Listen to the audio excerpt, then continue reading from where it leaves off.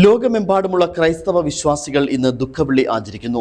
യേശുക്രിസ്തുവിന്റെ ക്രൂശിത മരണം അനുസ്മരിക്കുന്ന ഈ ദിനം ആത്മപരിശുദ്ധിയുടെയും ത്യാഗത്തിന്റെയും സന്ദേശം പകർന്ന ദിനമായാണ് വിശേഷിപ്പിക്കപ്പെടുന്നത്. രാവിലെ മുതൽ തന്നെ ദേവാലയങ്ങളിൽ പ്രത്യേക പ്രാർത്ഥനകളും ക്രൂശ് വഴി ആരാധനകളും നടന്നു. വിശ്വാസികൾ ഉപവാസവും പ്രായശ്ചിത്ത പ്രാർത്ഥനകളും നടത്തി. യേശുവിന്റെ പീഡാനുഭവങ്ങളെ സ്മരിച്ചു.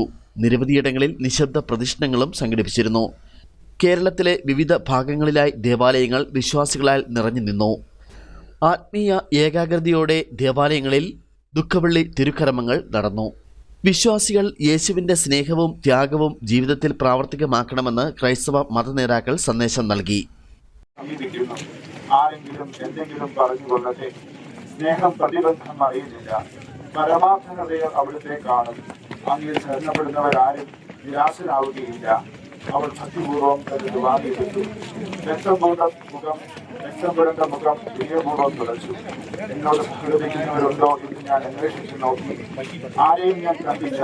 എന്നെ ആശ്വസിപ്പിക്കാൻ ആരുമില്ല. പ്രവാചകൻ വഴി അങ്ങ് അരുളി ചെയ്ത ഈ വാക്കുകൾ എന്റെ ചെവികളിൽ മുഴങ്ങിക്കൊണ്ടിരിക്കുന്നു.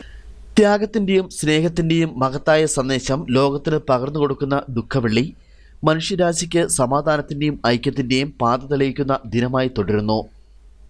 News desk, Idukki vision.